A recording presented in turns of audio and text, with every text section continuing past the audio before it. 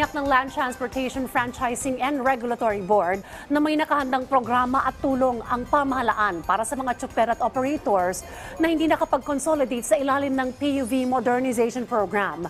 Si Luisa Erispe sa report. Rise and shine, Luisa.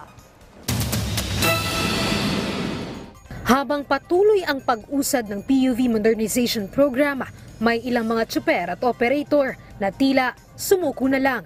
Sa isang kalye kasi sa Tondo, Maynila, nakapila ang ilang mga jeepney, hindi para ibiyahe o kahit ipakonsolidate, kundi para pirapirasuhin at ikalakal.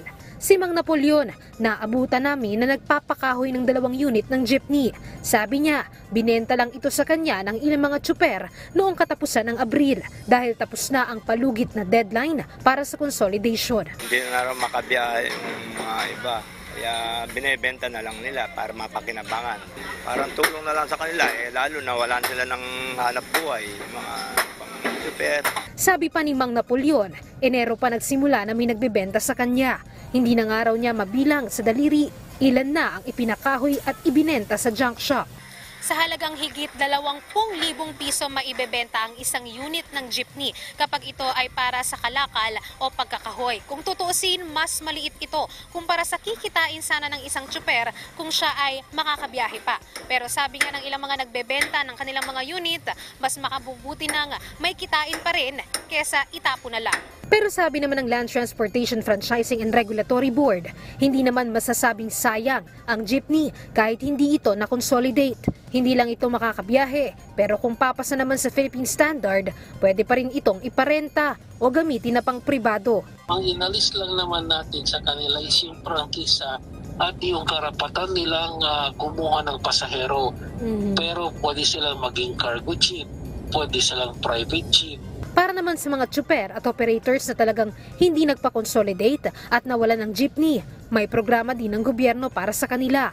May tulong pang kabuhayan at may naghihintay ding trabaho sa kanila mula sa kooperatiba. Mayroon po tayong tinatawag nilang entrepreneur program or from the word na tsuper, whereby they will be given about a sum of money by the government to start their own business. Ayun pong mga ibang driver na gusto pong sumubok na halimbawa mechanic or baking or other test courses po, pwede silang bigyan. Sa mga tsuper naman po, huwag ko silang mag-alala.